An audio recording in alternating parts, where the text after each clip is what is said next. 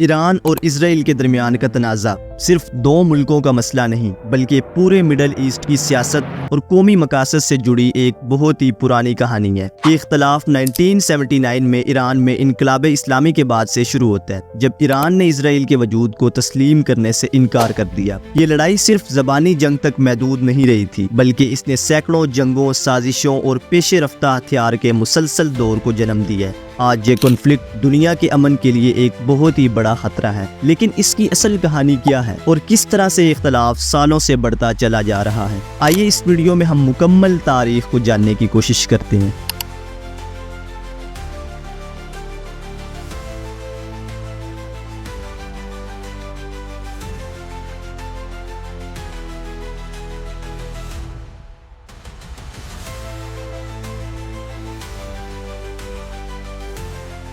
ایران اسرائیل conflict کی شروعات اور اس کے بیک گراؤنڈ کو سمجھنے کے لیے ہمیں تھوڑی دور تک ہسٹری میں جانا ہوگا۔ یہ کنفلکٹ اصل میں پولیٹیکل، آئیڈیولوجیکل اور ریجنل ٹینشنز کا نتیجہ ہے جو 12 سینچری کے آخری حصے سے لے کر اب تک چل رہا ہے۔ یہاں پر آپ کو بتاتے چلیں کہ ایران اور اسرائیل پہلے سب سے اچھے دوستوں میں سے ایک تھے۔ 1948 میں جب اسرائیل کا قیام ہوا تو ایران نے اسے مڈل ایسٹ کے کچھ گنتی کے ملکوں میں تسلیم کر دیا تھا۔ اس وقت ایران شاہ کی حکومت کے نیچے تھا جو کہ پرو ویسٹ مغربی تھا۔ ایران اور اسرائیل کے درمیان ڈپلومیٹک رشتے اور تجارت بھی شروع ہو گئی تھی۔ 1953 ایران میں شاہ محمد رضا پہلوی کو CIA کی مدد سے واپس اقتدار میں لایا گیا، جس کے بعد ایران اور اسرائیل کا رشتہ مزید قریبی ہو گیا۔ اسرائیل نے ایران کو آئل امپورٹ کرنا بھی شروع کر دیا تھا اور دونوں ملک مڈل ایسٹ میں عرب نیشنلزم کے خلاف ایک دوسرے کے مددگار ثابت ہوئے۔ شاہ محمد رضا پہلوی کی حکومت کو US اور برطانیہ کی سپورٹ بھی تھی۔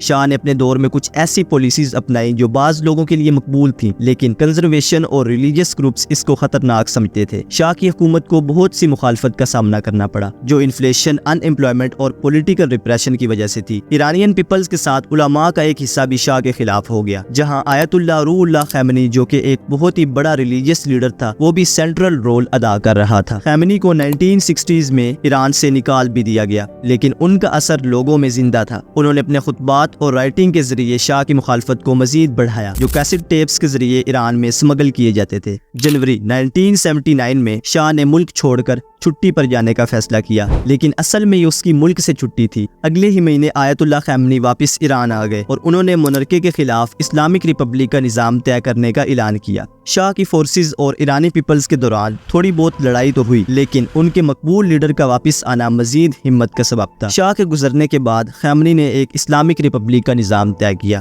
جہاں پر ایران کو ایک تھیوکریٹک اسٹیٹ بنا دیا گیا۔ 1979 کی اسلامک ریولوشن کے بعد آیت اللہ خامنئی کا اسرائیل کے خلاف رویہ بہت سخت ہو گیا۔ انہوں نے اسرائیل کو زائنسٹ رجیم اور شیطان بزرگ یعنی گریٹ شیطان کے روپ میں پیش کیا، یہاں تک کہ خامنئی نے اسرائیل کے خلاف مسلم دنیا کو یونائٹ ہونے کی دعوت بھی دی اور فلسطین کی مکمل حمایت کی بات کی۔ ریولوشن کے بعد ایران نے اسرائیل کے ساتھ اپنے سارے ڈپلومیٹک ریلیشنز کو بھی ختم کر دیا۔ پہلے جو ایران کی اسرائیلی ایمبیسی تھی اس کو بھی بند کر کے PLO کے حوالے کر دیا۔ ایران نے فلسطین لبریشن آرگنائزیشن، اسلامک جہاد اور حماس جیسے گروپس کی کھلی حمایت کی اور ایران کا انہیں مدد دینا ان کی اینٹی اسرائیل پالیسی کا ایک اہم حصہ تھی۔ 1982 میں جب اسرائیل نے لبنان پر حملہ کیا تو ایران نے شیعہ ملیٹنٹ گروپ حزب اللہ کو قائم کیا۔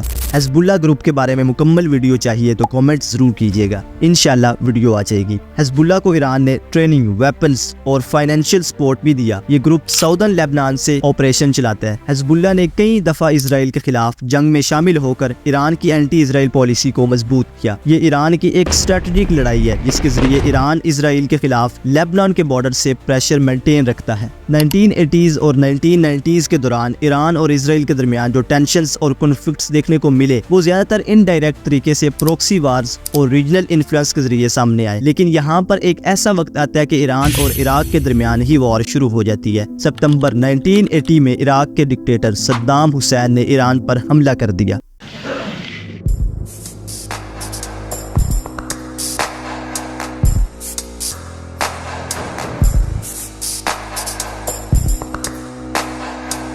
اس وقت ایران میں ابھی اسلامک ریولوشن کا اثر تھا اور ملک کے اندر سیاسی انسٹیبلٹی تھی۔ صدام حسین نے سمجھا کہ وہ ایران کی آئل ریچ خوزستان پر قبضہ کر سکتا ہے اور ایران کو کمزور کر کے اپنی ریجنل پوزیشن کو مضبوط کر سکتا ہے۔ یہ جنگ 8 سال تک چلی اور اس نے ایران کو ملٹری اور اکنامک طور پر بہت کمزور کر دیا تھا۔ اس کے باوجود ایران نے اینٹی اسرائیل پالیسی کو مینٹین رکھا۔ ایران عراق وار کے دوران اسرائیل نے عراق کو ایک بہت بڑا خطرہ سمجھا کیونکہ صدام حسین کا ملٹری بلڈ اپ اسرائیل کے لیے خطرناک ثابت ہو سکتا تھا۔ اس دوران اسرائیل نے ایران کو کچھ ویپنز بھی پرووائڈ کیے تاکہ عراق کے خلاف ایران کو کچھ سپورٹ مل سکے، اور اس کا ایک اور مقصد بھی تھا کہ ایران سے امریکن ہوسٹیجز کو ریلیز کرایا جائے جو لبنان میں حزب اللہ کے پاس تھے۔ اس ڈیل کے باوجود ایران کا اسرائیل کے لیے سٹانس ہوسٹائل ہی رہا اور ایران نے اس ڈیل کو آفیشلی کبھی ایکسیپٹ نہیں کیا۔ 1991 میں سوویت یونین کا ڈس انٹیگریشن ہوا، جس کے بعد مڈل ایسٹ کی ریجنل ڈائنامکس بھی تبدیل ہو گئی۔ اس وقت ایران نے اپنے ریجنل انفلوئنس کو بڑھانے کے لیے ایک نئی اسٹریٹجی اپنائی جہاں ان کا مقصد صرف اور صرف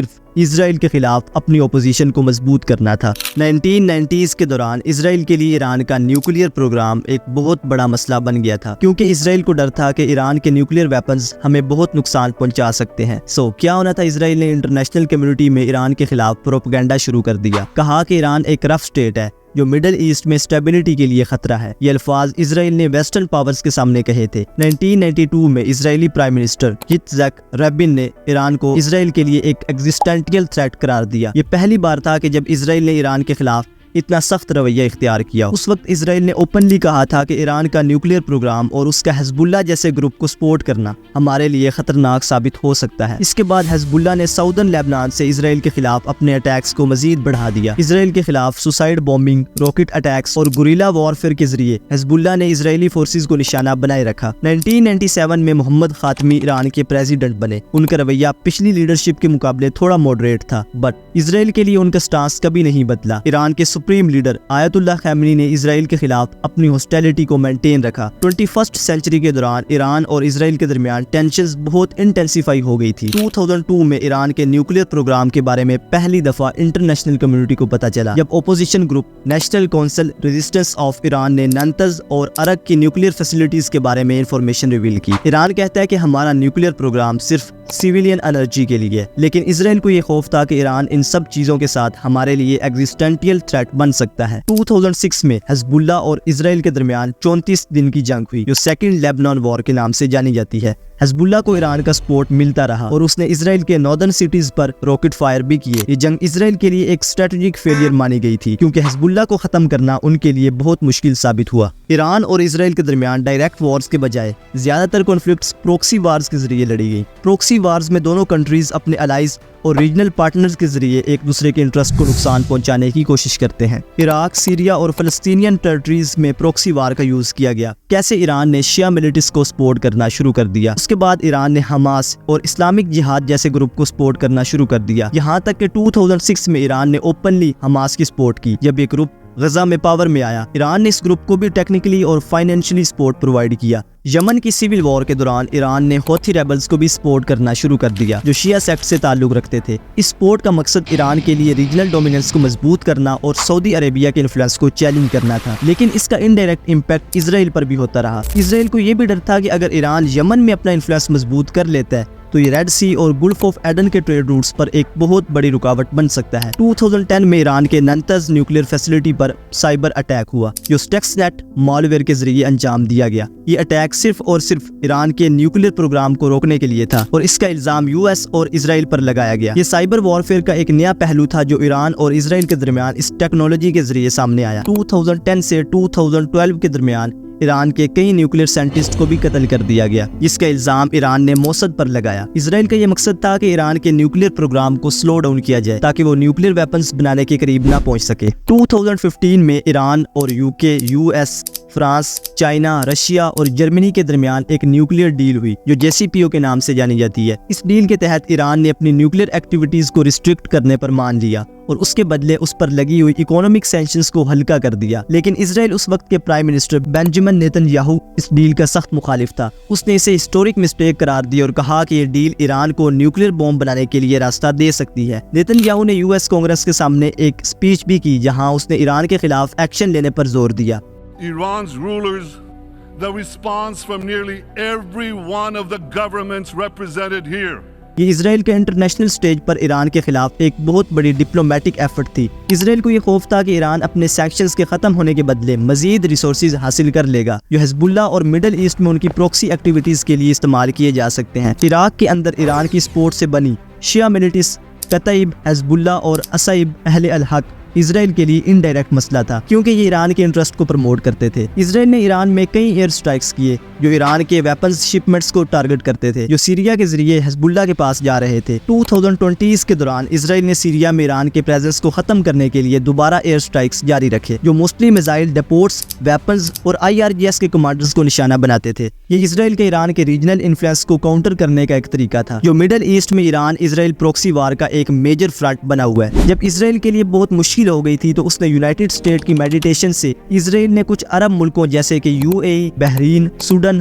اور موروکو کے ساتھ ڈپلومیٹک ریلیشن نارملائز کر لیے جو ابراہم اکارڈز کہلائے۔ یہ ایگریمنٹ مڈل ایسٹ کے لینڈسکیپ میں ایک بہت بڑی تبدیلی تھی کیونکہ پہلے اسرائیل کے لیے عرب ملکوں کے ساتھ دوستی بہت مشکل تھی۔ ایران نے ان اکارڈز کو اپنے خلاف ایک دشمن کے طور پر دیکھا اور اسی کے ساتھ ساتھ ایران نے UAE اور بحرین کو تنقید کا نشانہ بھی بنایا۔ اس ایگریمنٹ کے بعد ایران نے اپنی پروکسیز کو اسرائیل کے خلاف مزید ایکٹیویٹ کرنا شروع کر دیا۔ بعد میں اسرائیل نے رسپانس میں اپنے الائز کے ساتھ ملٹری ڈرلز اور ڈیفنس کوآپریشن کو بھی مزید بڑھا دیا جو گلف ریجن میں ایران کے انفلوئنس کو ختم کرنے کے لیے تھا۔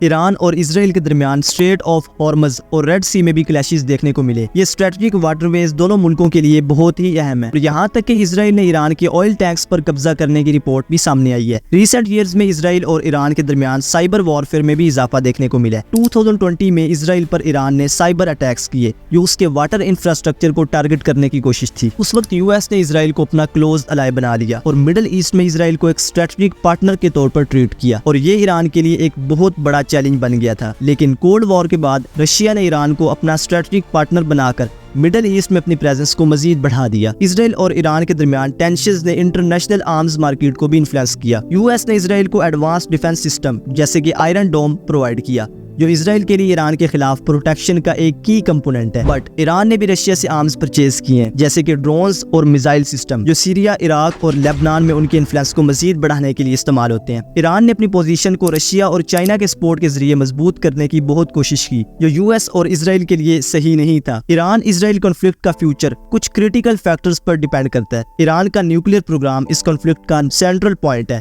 اگر ایران نے نیوکلیئر کیپیبلٹیز حاصل کرنے کی کوشش کی تو اسرائیل اور US ملٹری ایکشنز کو کنسیڈر کر سکتے ہیں۔ اس کا نتیجہ مڈل ایسٹ میں انسٹیبلٹی اور ریجنل وار کی شروعات میں نکل سکتا ہے۔ ابراہم اکارڈز کے ذریعے اسرائیل نے کچھ عرب ملکوں کے ساتھ ریلیشن امپروو کیے ہیں جو ایران کو ریجنل لیول پر آئسولیٹڈ کر سکتے ہیں، لیکن اگر ایران اپنے ریجنل الائز جیسے کہ حزب اللہ اور شیعہ ملیٹس کو مضبوط کرتا ہے تو یہ پروکسی کانفلکٹس مزید بڑھ سکتا ہے۔ یہ کانفلکٹ اگر ایسیلیٹ ہوتا ہے تو یہ ریجنل اور گلوبل سیکیورٹی کے لیے ایک بہت بڑا چیلنج بن سکتا ہے، لیکن اگر ڈپلومیٹک انگیجمنٹ سکسیسفل ہوتی ہے تو ٹینشنز کو ڈی ایسیلیٹ کرنے کے لیے ایک سسٹینیبل سولوشن بھی نکالا جا سکتا ہے۔